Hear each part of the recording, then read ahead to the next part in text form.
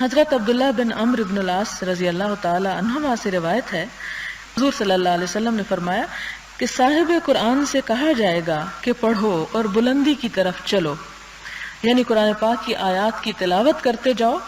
اور جنت میں بلند درجات کی طرف بڑھتے چلے جاؤ۔ آپ کو یہ تو پہلے بتایا جا چکا ہے کئی دفعہ کہ جنت میں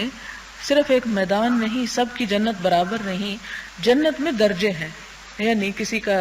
پہلا درجہ ہے اور کسی کا اس سے کہیں 100واں درجہ مثال کے طور پہ، اور یہ ہر ایک کے اعمال کے اعتبار سے ہے۔ اور آپ صلی اللہ علیہ وسلم نے اس کی وضاحت یوں فرمائی کہ جیسے تم میں سے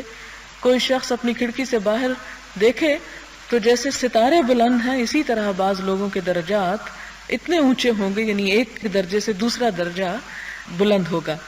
اور یہاں پر کس کو کہا جا رہا ہے؟ قرآن کے پڑھنے والے کو، کہ جس طرح تو دنیا میں پڑھتا تھا اب تو پڑھتا جا اور اوپر چڑھتا جا درجات پر، اور آخری تیری منزل وہ ہے جہاں تک تو پڑھ جائے، یعنی جہاں تیرا پڑھنا ختم وہاں تیری منزل آ گئی۔ اور ظاہر ہے کہ اگر کسی کو ایک سورت یاد ہے تو اسی اعتبار سے اس کا مقام ہوگا، اگر زیادہ ہیں اور اس سے زیادہ ہیں اور اس سے زیادہ اس کے اندر شغف ہے یا پورا قرآن یاد ہے تو اسی طرح درجات کی بلندی۔ یہ شوق اس لیے بھی دلایا گیا کہ پہلے لوگوں کی کتابیں اس لیے تحریف و تبدیلی کا شکار ہو گئی تھی کہ انہوں نے سینے میں اس کو محفوظ نہیں رکھا۔ مسلمانوں کی جو کتاب ہے اس کی حفاظت کا ذمہ اللہ نے لیا، اور یہ اللہ تعالیٰ نے خود پھر ایسے احکامات دیے، ایسی تعلیمات دی کہ جس کی وجہ سے مسلمان اس کو پڑھتے رہیں، اس کو یاد کرتے رہیں اور اس کو شوق کے ساتھ اس فعل کو، یعنی اس کتاب کی حفاظت کے ذمے کو، کیونکہ ذمہ داری تو اس کی ہے لیکن حفاظت کرنا یا محفوظ رکھنا تو انسانوں ہی کے اندر ہے اللہ تعالیٰ کو،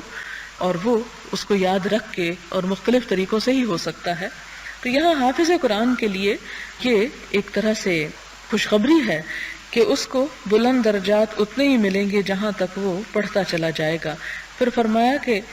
جس طرح تم دنیا میں ترتیل سے پڑھتے تھے، ایک ہوتا ہے تیز تیز پڑھنا، اور ترتیل سے پڑھنا کیا ہے؟ آہستہ آہستہ پڑھنا، یعنی جس طرح دنیا میں تم ہر لفظ کا حق ادا کر کے اس کو پڑھتے تھے، یہاں بھی ویسا ہی پڑھو، کیونکہ تیری منزل وہ ہے جہاں تو اپنے حفظ کردہ آخری آیت کی تلاوت کرے گا۔